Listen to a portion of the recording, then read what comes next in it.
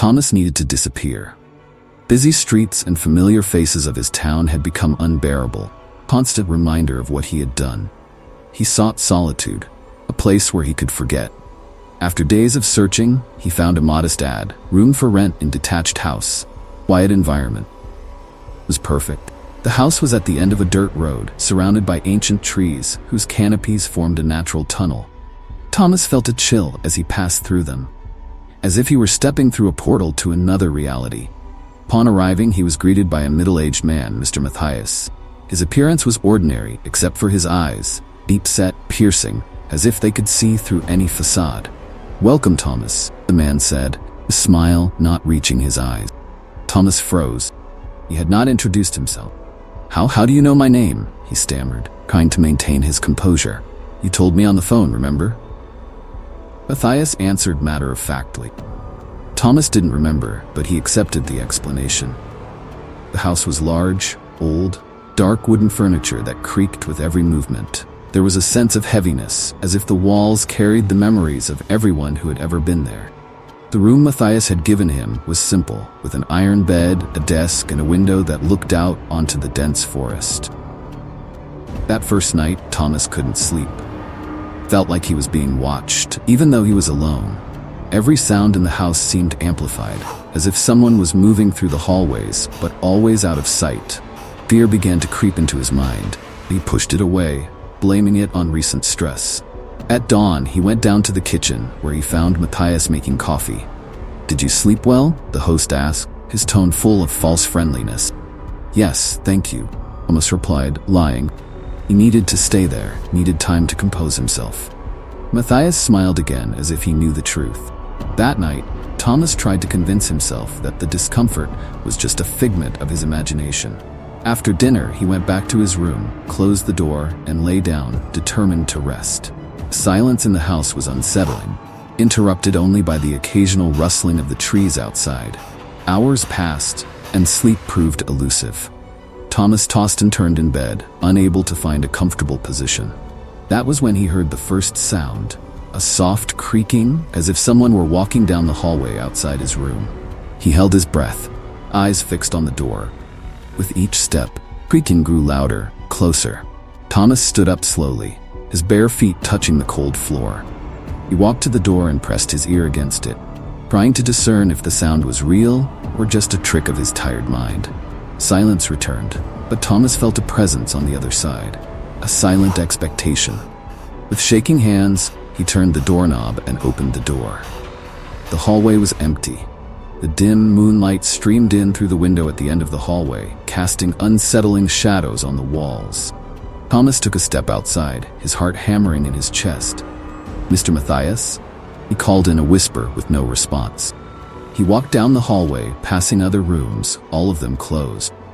However, as he approached the stairs, he noticed something that made his blood run cold. One of the doors was ajar. He was sure they had all been closed when he arrived. Thomas stood still, staring into the darkness beyond the door. Something was not right in this house. He quickly returned to his room, locking the door behind him. Fear took over his body, but exhaustion eventually won. He fell onto his bed and fell asleep, his dreams filled with faceless figures watching him from afar. The next day, Thomas woke up with a sense of unease. His memories of the previous night were hazy, but the feeling of being watched persisted. He needed to understand what was happening in this house. After breakfast, Thomas approached Matthias, who was calmly reading a newspaper in the living room. "Mr. Matthias," he began, trying to sound casual, "this house is so big. Have you had many guests here?" Matthias looked up from the newspaper, an enigmatic smile playing on his lips. "Yes, many over the years. Some have come to hide, others to find themselves." "To hide?" Thomas repeated, feeling a shiver run down his spine. "The world can be a dangerous place, Thomas. Sometimes people need a refuge," Matthias said, closing the newspaper and fixing his eyes on Thomas. "Just like you." The statement made Thomas flinch. How had Matthias known? He had never mentioned his reasons for renting the room. "I don't know what you're talking about," replied, trying to remain calm. Matthias stood up, approaching slowly. "Everyone who comes to this house brings their secrets, Thomas, and eventually the house reveals them." Thomas didn't know what to say. He felt like every word Matthias said was carefully chosen to unsettle him. The host stopped a few steps away, his eyes fixed on Thomas's. "Is there something you'd like to confess?"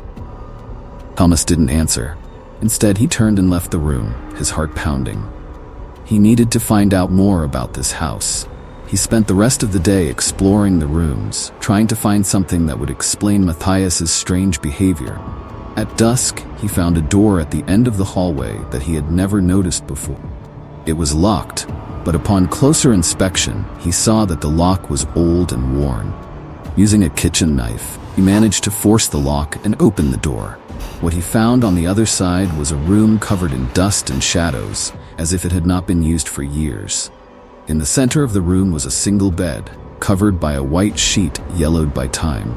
But what caught his attention most was the opposite wall, covered in old photographs, faces of men and women, all looking directly at the camera, or perhaps at whoever was looking at them.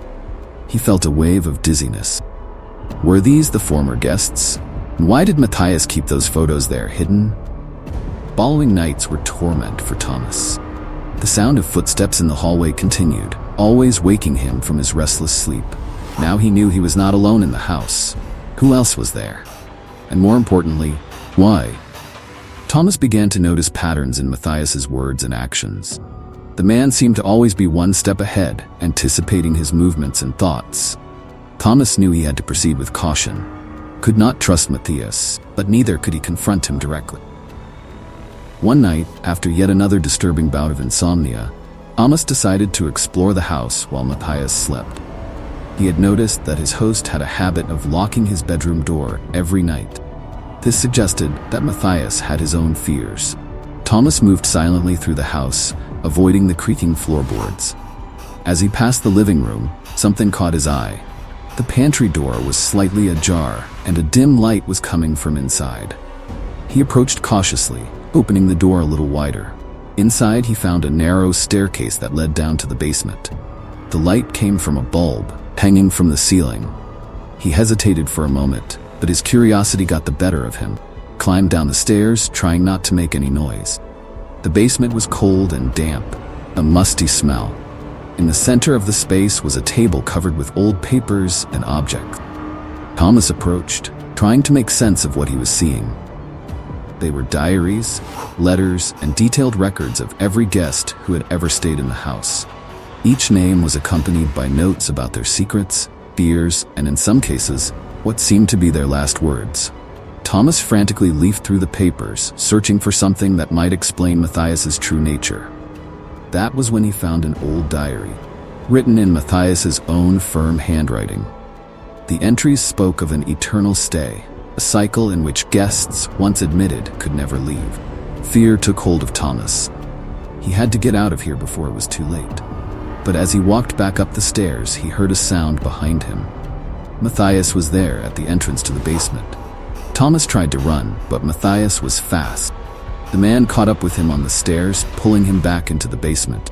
"You shouldn't be here," Matthias said, voice cold and unforgiving. "You can't do this," Thomas shouted, struggling to free himself. "I know what you're doing." Matthias pushed him toward the table, eyes flashing with a dangerous glare. "You don't understand, Thomas. This house isn't just a refuge. It's a place where secrets are kept and where guests become part of something bigger." Thomas looked down at the papers spread out on the table. "Are you saying that everyone who comes here never leaves?" Matthias nodded. "The house holds its guests, their fears, their anxieties, their truths. They become part of the house, and so will you." Thomas tried to process the revelation. "And what happens to them? Do they become like you?" Matthias smiled, a sad, melancholic smile. "No. They become part of the house. Their presence is felt, their voices heard by those who come after." Thomas felt a wave of despair. "What about you? Were you once a guest?" Matthias hesitated for a moment before answering. "Yes, and now I am the guardian of the house. My job is to make sure the story continues. The house demands it." Thomas was panicking. "What if I don't want to stay here? I want to leave." Matthias just shook his head. "You can't leave, not now that you know the truth." Suddenly, the basement door slammed shut. Thomas tried to force his way out, but it was locked. He was trapped. Fear filled his mind as he desperately tried to find a way out. Thomas began to find messages in various places around the house. Notes in books, scribbles on the walls, all with the same warning. The house never leaves its own. Feeling of claustrophobia intensified, and day by day, he felt the essence of the house seeping into his thoughts. He tried to maintain his sanity, but it was as if something invisible was shaping his mind. A month had passed since the night he discovered the diary in the basement. Thomas was more introspective, his resistance was waning. He had tried several times to escape, but each time he tried, Matthias would appear at just the right moment to stop him. Finally, on a night when fear had turned to acceptance, Matthias entered Thomas's room with a look of serenity. "You seem to be adjusting well, Thomas," he said, his voice smooth as silk. I don't know what to do," Thomas replied, his voice sounding distant. "I can't think clearly. It's like the house is consuming me." Matthias smiled, his expression one of compassion mixed with sadness. "That's part of the process. The house has a way of molding those it welcomes. From the moment you entered, you became a part of it." Thomas felt a chill. "And what happens now?" Matthias stepped closer, placing a hand on Thomas's shoulder. "Now, you have a choice. You can continue to resist and suffer, or you can accept your place here and help maintain the balance." Thomas looked at Matthias with a mixture of horror and resignation. "What does it mean to help maintain the balance?" Matthias led Thomas down to the basement, where he showed him a new entrance, a secret room where new items had been added. New bed, a new table, and a space similar to the one Thomas had found before. When a guest arrives, they must become part of the house so that others can come. "You will be the new guardian, as I was." Thomas tried to process the idea. "And the previous ones? What happened to them?" Matthias pointed to a wall covered in old photographs. Faces of people Thomas now understood to be the former guests. They are here, with their stories, their memories. And so will you. That is how the house maintains its essence. Thomas, feeling the inevitability of the fate that awaited him, closed his eyes. The idea of being an eternal part of this house was overwhelming. The vision of life outside the house began to fade, and the presence of the house became more real. Matthias, sensing Thomas's acceptance, smiled slightly. "Welcome to the eternal cycle, Thomas. Your new life begins now." The next day, Thomas woke up in a new room, identical to his old one, but now it felt as if he had always been there. The house, with its weight and its secrets, was now a part of him. He was the new guest, waiting for the next one to seek refuge, continuing the cycle that Matthias had begun. The house continued its eternal vigil, welcoming new visitors, absorbing their fears and secrets, and maintaining the balance that Matthias had helped preserve. Thomas had become a part of it. And somewhere, the cycle began again with a new guest seeking to escape their own past, not knowing what awaited them. And so, the solemn refuge continued, perpetuating the story of those who came before and those yet to come, forever trapped in the labyrinth of mystery and despair that was the isolated house.